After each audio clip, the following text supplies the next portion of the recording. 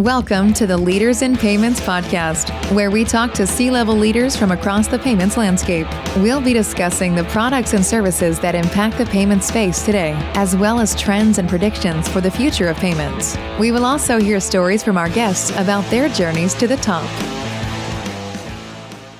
Hello, everyone, and welcome to the Leaders in Payments podcast. I'm your host, Greg Myers, and this episode is part of our Women Leaders in Payments Month, something we do every year in the month of July, and it's one of my favorite times of the year.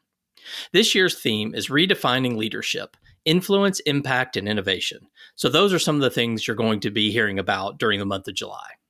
So first, a special thank you to our sponsors. Our title sponsor is Worldpay. Our participating sponsors are VisiPay and PayRock. And our episode sponsors are The Clearinghouse, Ingenico, and PaySafe. So special thanks to those companies. Today, I'm honored to have as our special guest, Billi Jo Wright, the head of risk at Worldpay for Platforms. So Billi Jo, thank you so much for being here and welcome to the show. Thank you. Thanks for having me. I'm very excited. Great. So let's start out with a little icebreaker. So if you could have dinner with any female in history, so could be past or present, who would that be and why? And what kind of restaurant would you go to? Ooh, I would say Eleanor Roosevelt. I think, she's a woman that really kind of paved her own path and has stood kind of the testament of time. What type of restaurant would I go to?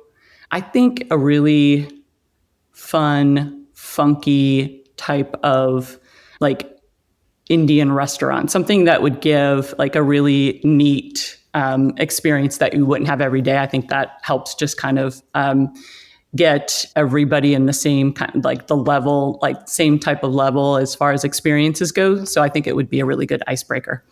Okay, great. So let's talk a little bit about your background and your career. So tell us a little bit about where you're from, where you grew up, and what led you into payments. So I grew up in a really small town called Pittman, New Jersey. It's about 20 minutes outside of Philly. So I do consider myself a Philly girl. I actually didn't go to college. I'm a bit of a self-made individual and started working at my uncle's sheet metal factory, and eventually landed at a bank on the credit card issuing side as a part-time customer service rep. And that's really that was my introduction into payments. That was almost 30 years ago. I've done a myriad of different jobs at what you would consider to kind of be the issuing side of the house, and then I eventually moved over into acquiring. And have worked in operations, sales, and eventually found risk. And it's where I've spent the majority of my career and in payments. And I find it fascinating, ever changing, and definitely keeps things very interesting. Yes, it does. So just curious, why risk? What was it that kind of attracted you to that you stuck with it? I think I liked the challenge of it, the fact, trying to understand how and why people are doing things a certain way. That's really kind of the foundation of, trying to identify what the trend is, why they're doing it, how they're doing it, and so that you can adjust to it. And it's gone from, really trying to be reactive, which a lot of risk is a reactive type of strategy, to really being more proactive and trying to find solutions that will actually help us. Things like AI and modeling that will hopefully get us ahead of the fraudsters as opposed to always being reactive. So if you had to walk onto stage at a conference or something, what would your hype song be and why? So this may be a little outdated or played, but it would have to be This Girl's on Fire by Alicia Keys. I think it's such a motivating song. It lifts me up whenever I hear it. And I think it really kind of represents a woman who is like confident, isn't afraid to take up space, and, really knows her worth. And so every time I hear that song, it's a complete motivation for me. So that would have to be the song that I would walk out to. Okay, that's great. So tell us a little bit about your role at Worldpay. What do you work on? What kind of excites you about what you're doing today? So I'm the Chief Risk and Compliance Officer for Worldpay for Platforms, specifically within our PayRix product. Our offering is PayFac as a service, right? It's pretty, I think, popular business model within the payments space. You see a lot of software companies making that journey into payments with this PayFac as a service model. And what I really like about what I do in relation to that is, I felt like this was the first time being a risk professional where it really allowed us to think about our risk management philosophy and kind of blend that with the customer experience, right? So how do you take the experience of like onboarding a customer or how you manage back-end transaction monitoring, and how do you create an experience that becomes a value-added service for your organization as opposed to something, that would typically be looked at as like a sales prevention department? How do we help enable the business to be successful? And we've taken that philosophy from, the time, we started. And it's something that we continue to focus on. So I think it excites me because it's a different way of looking at risk management. Of obviously the people that I hire have to be experts in this field, but how do you challenge that principle, and how do you kind of build a program, a platform, and how we operate so that it really provides a value-added service for our company? And so that part to me is very exciting. Okay, great. So let's talk a little bit about leadership and maybe some lessons learned. So as you well know, leadership is ever changing. So how do you define modern leadership, and how do you embody that on a daily basis? I think, I would define modern leadership as empowerment. One of my strengths as a leader is building high performing teams. And the way that, we kind of accomplish that is, looking for individuals who complement each other, right? So as I think about teams and the different types of skill sets that they have, the diversity, their experiences that they bring to the table, I'm consciously, as I look for new roles or even replacement roles, it's how does that team work together? And because of that, I think we've been able to build a really high trust environment and really focus on empowerment, right? So what are the things that they need to be successful? What are the things that I can do to help them be successful? And then I let them do it, right? I let them kind of pave their own course. And, for me, that's, I think, a very gratifying part of my job is to be able to see somebody, take a role and make it their own and really be successful. And I think that's what modern leadership is. It's, really empowering people to make a difference and drive an impact. I've seen great leaders hire people that are really good, strong assets, but really don't kind of give them the ability to and give them the space to be successful. And, I think that's a piece that people miss sometimes. I also think, the evolution of leadership is, around, it's very relational and collaborative. I've just seen a shift in how, even leaders work with each other in driving collaboration. There's less kind of fear of being wrong or failure, less intimidation in the workplace. It's really about, how do you focus on making each other successful, whether it's your colleagues or even your team? And I feel like that represents a kind of our modern leadership. Okay. So I'm just curious because I know your background. So PayRix originally, somewhat smaller company, but was bought by a larger company, and you've kind of been through that sort of that leadership that you're talking about. Do you feel like that kind of fundamentally has been the same across small companies to large, or do you see a difference?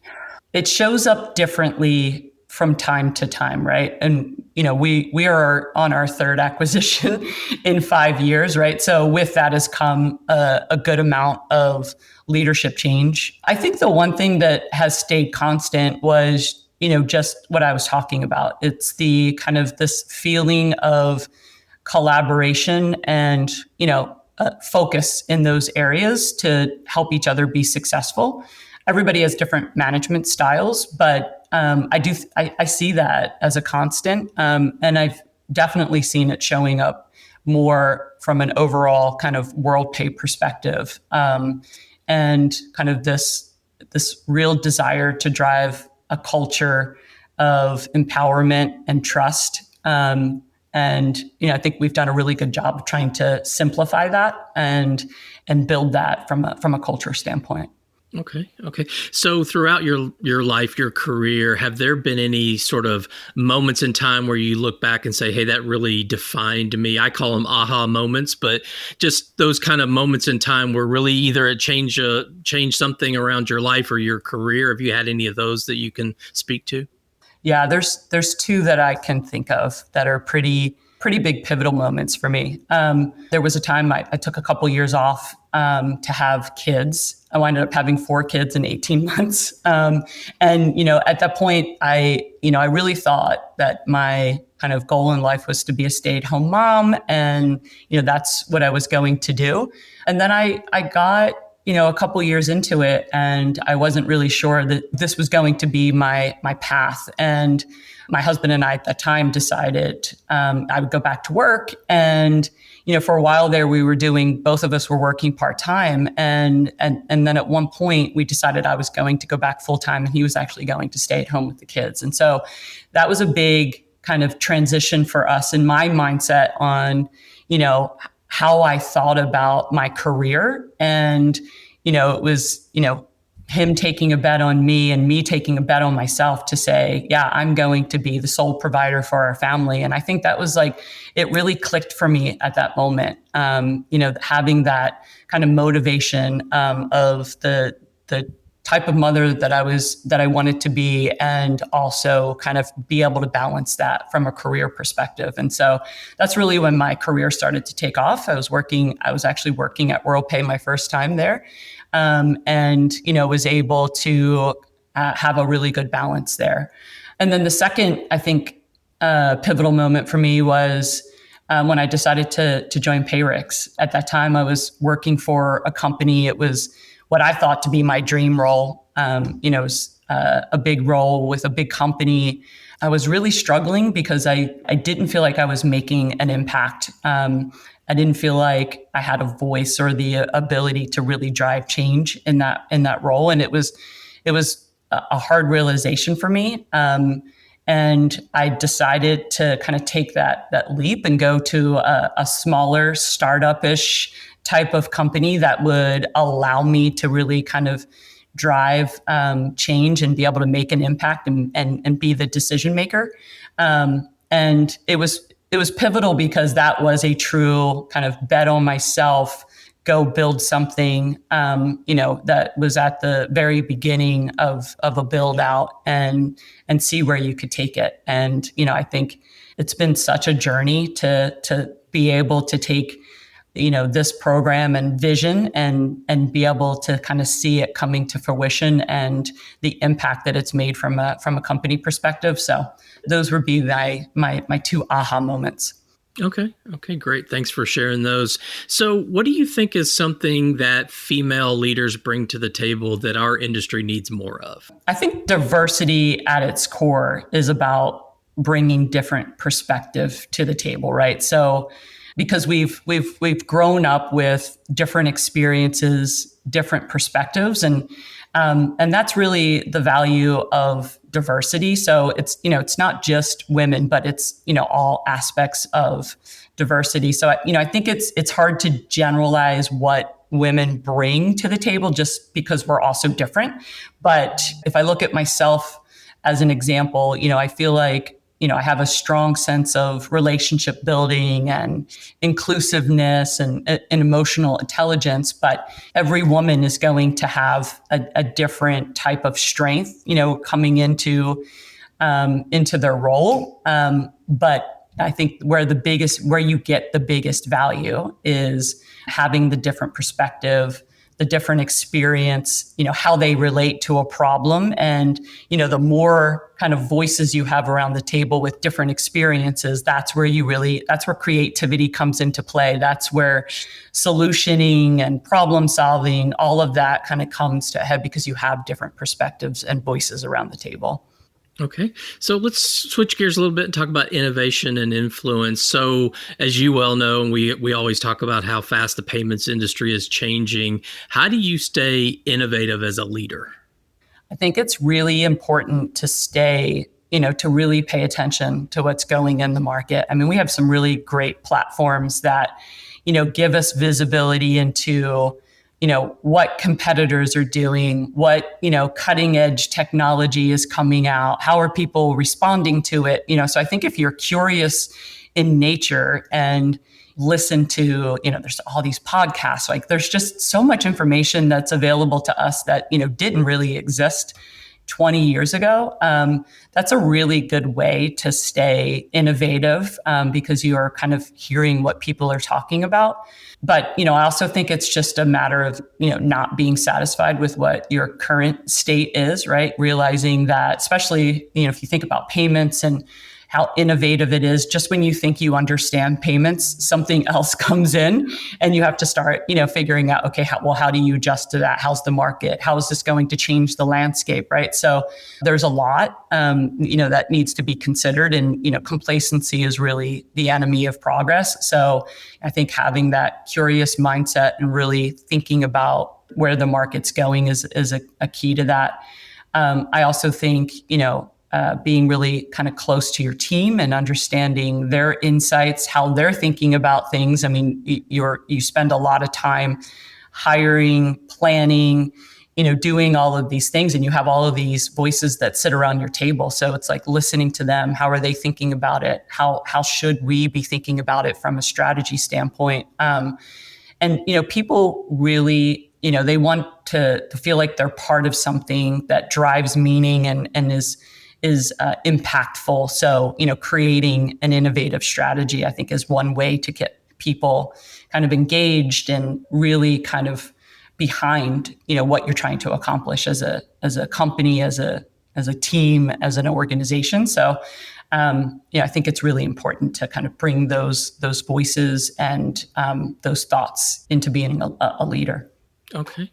Well, what is one trend or change in the industry that you're watching real closely? I mean, you probably hear this a lot, but it's artificial intelligence, right? Like AI. It's fascinating to see all the ways and all the different use cases and, and how AI will be incorporated into our daily lives, into payments, into risk, right? There's so many possibilities that, I think are fascinating and in some ways pretty intimidating too, if you think about it on the grand scheme of things. But it's obviously here, it's going to have a very meaningful impact to how we operate from a day-to-day perspective. So, understanding it, watching it, seeing what others are doing with it, and the different use cases and how it's being applied is very interesting to me. I'm also, I'm in risk. So I'm also very conscious of, how it could impact us negatively, right? And the different ways that fraud will show up in the form of AI. I mean, we were already seeing it out there, right? And with deep fakes and things like that. So watch that very carefully because it obviously can have a pretty big impact on our business and, how we operate from a risk management standpoint. Okay. So how do you think women leaders can influence the future direction of payments? Well, what I think is fascinating is the number of kind of female CEOs and executive kind of leaders that are in fintech. And, I think it's really inspiring and encouraging. It really changes, I think influences payments by just having, I talked a little bit about this earlier, just having that different perspective, having the different experiences, really being able to relate to things differently, and that shows up in strategies, right? That shows up in, how companies build cultures. And so that's the part, that I think is going to really kind of influence our payments and the fintech space. One example of that is, I just met with a CEO who had just been appointed to a company, and it's a company that I've known for quite some time. And it was just interesting to see her perspective of that. They're in the aesthetic and wellness space, and it was just really interesting to see her perspective and how she thinks about the business and the strategy that she's forming. And you could tell it was because she really, from her own personal experience, really related to the space. She wants to empower the space. She was genuinely excited about it. And you could see it show up in the strategy. You could see it show up in the employee engagement. And, I think that's the power of having, different perspectives show up in the industry. And so, I think that's a pretty telltale sign of, how we'll see it shape our industry. Okay. So let's talk about mentorship and impact. So over the course of your career, have you had mentors, whether directly or indirectly? Who were they, if you could want to share, and kind of how did they impact you? So if I think about, and this person wasn't really a mentor of mine, but it was, Sheryl Sandberg, right? The author of Lean In.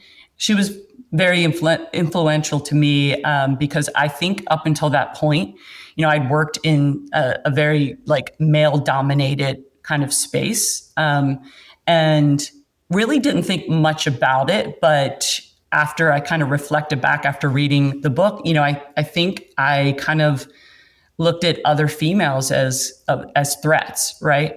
There wasn't many of us in the space, right? And so, if I saw somebody that was, as good as me, or, was very kind of intelligent, I was a little threatened because I didn't really, we didn't see, there wasn't, I didn't have much exposure to that. And I thought, well, if she's really good, then what makes me special, right? And it wasn't until I read that book where, it really flipped the script for me and said, how do you embrace that? How do you build a network that allows you? And so, our CMO at the time, this was when I was at Worldpay the first time, she introduced a bunch of us to this book. And it had a huge influence on how I kind of approached building relationships with other women. And, I can't even think about, I'm so grateful for the network and friendships that I've built over the years of really strong, powerful women,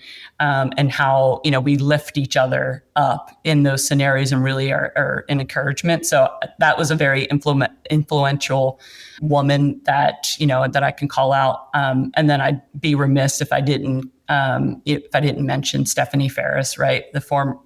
She is the CEO of FIS and former owner of ours. And, she's a powerhouse. She's strategic.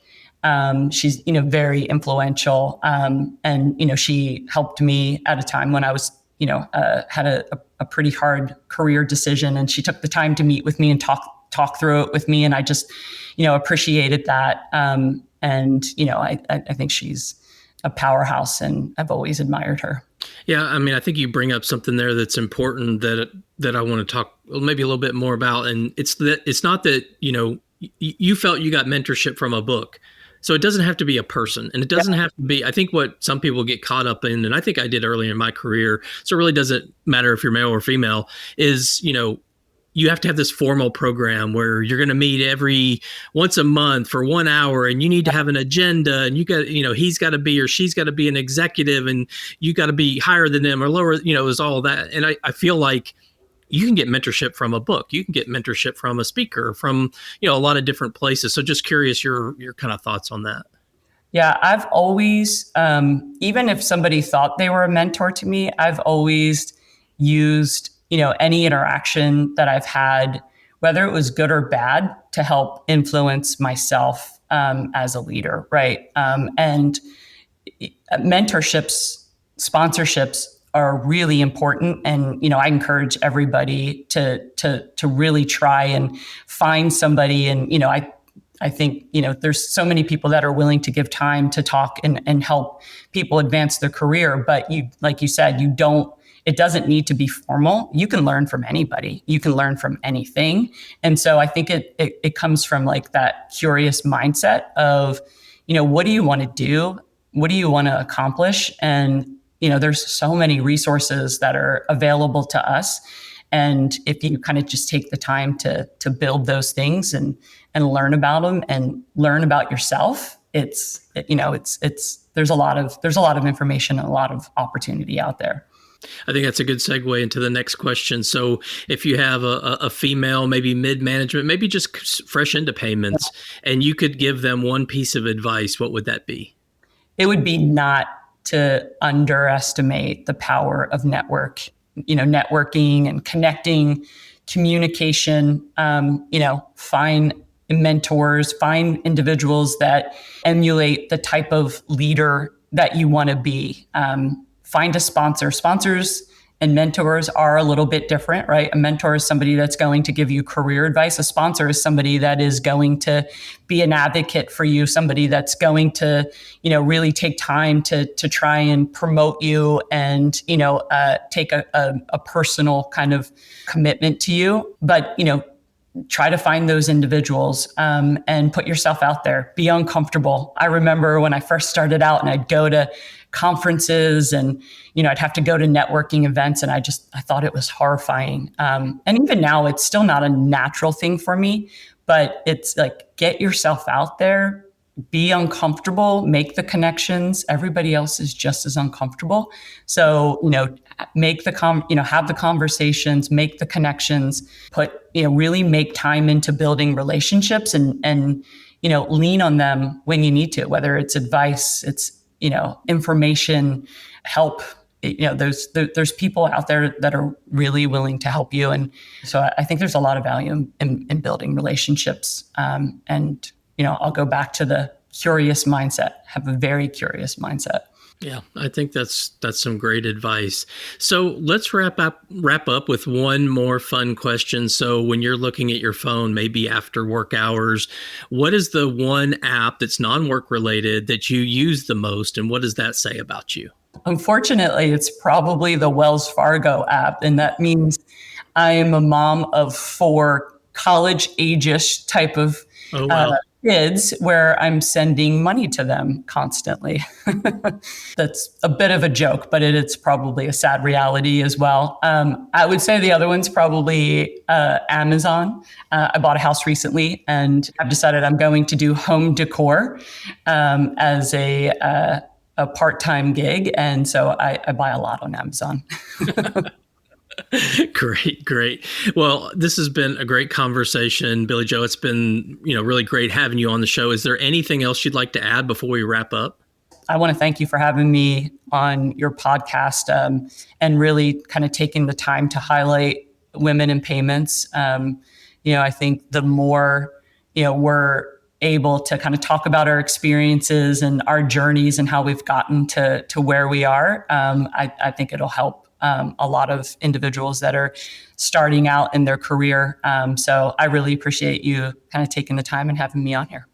Yeah, absolutely. So thank you so much. I know your time is very valuable, so I really appreciate you being here today. Thanks. And to all you listeners out there, I thank you for your time as well. And until the next story. Thank you for joining us this week on the Leaders in Payments podcast. Make sure you visit our website at leadersinpayments.com, where you can subscribe to the show and where you'll find our show notes. If you enjoyed listening, please share on your social channels as well.